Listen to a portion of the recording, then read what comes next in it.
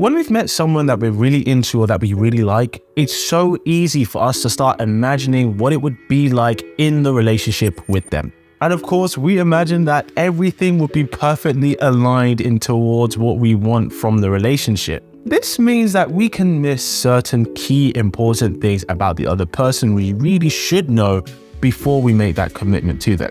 We can be blindsided by something very minor, or it could be something very serious that may be one of our non-negotiables. So here are 4 things that you should be honest about before jumping into a relationship with a great person. Before we get into that, my Claim Your Man program is now open. In this program, I guide you step by step how to get a commitment from the guy you want right from the first date. Spots are limited in this program, so if you are ready to know how to date that leads to a great relationship, then click the link below. So the first thing that you have to be honest about are your expectations. And look, I say this all the time.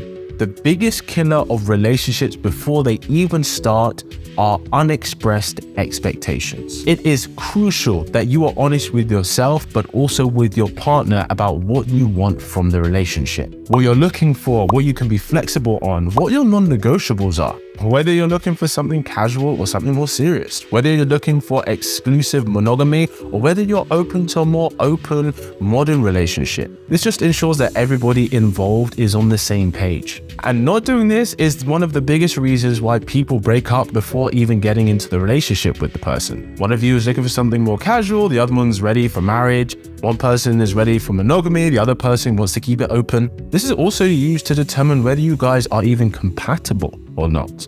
And I hate saying being compatible because it sounds very clinical and it sounds very unromantic. But romance and logistics are part of building a great, strong relationship. Having this conversation is the first step to building a healthy foundation. The kind of foundation that will stand the test of time when you go through rocky waters. Next thing to be honest about is your past. Now, I know some people may not be the proudest of their past, and that's okay because we all learn things along the way.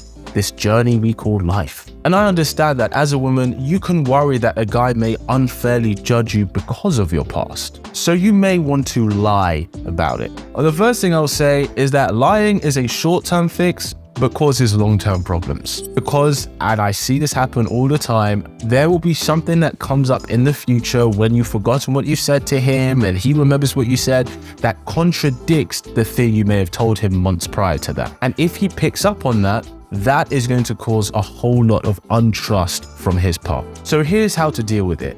It's all about how you say it. So let's take the most common thing that women are most worried about in their past when it comes to a guy.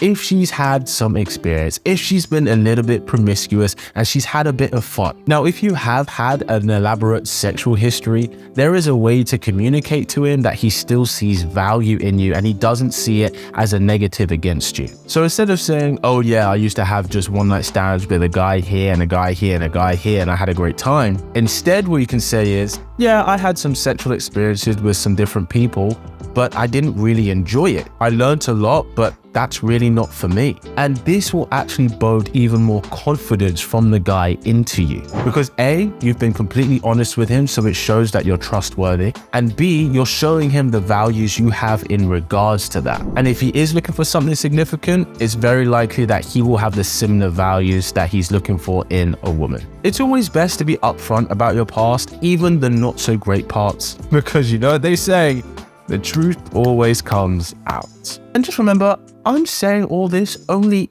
if this comes up in conversation. You don't need to volunteer anything you don't want to share because you always reserve the right to say, I just don't want to share that. And that anything he won't ask of you, you in turn won't ask of him. Next thing you have to be honest about is your communication style. Not just about how you communicate, but also what you do in that retrospect. Not just how you communicate, but how much of it is important to you. It happens quite often where maybe a girl and guy are dating and maybe he's not texting her as much as she would like him to. And so she might start to feel a little bit neglected by him.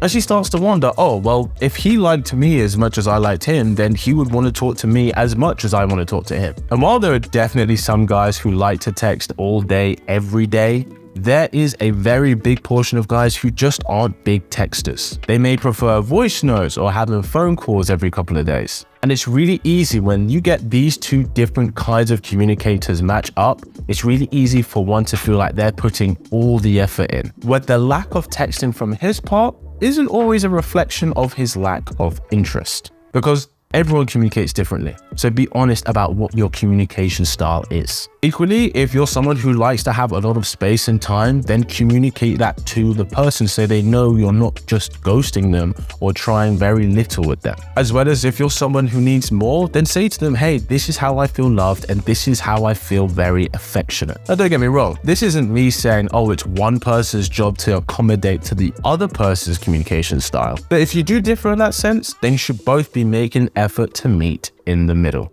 Because relationship by definition means compromise. So if you feel like you're not getting enough from him, then he should make an effort to message you more, but you should also be able to understand and let go of him not texting you for 8 hours means that he hasn't gone off you. You can just relax and know that he's just doing things that he needs to do. Next thing to be honest about are your deal breakers, whether that's cheating or STIs or kids, whatever it is. And of course, this can be a very uncomfortable conversation to have, but this is the chance where you can set very clear boundaries for your relationship and for what's important to you, whether it's certain behaviors or something a bit more serious. Being honest about what you can and cannot tolerate will save you both heartache and time in the long run. It's also really good for you to hear what his are, because that's going to be a reflection on the kind of partner he would be in the relationship. And I'm going to give you these solid points to start off with that should be everybody's non-negotiables. Do you want kids?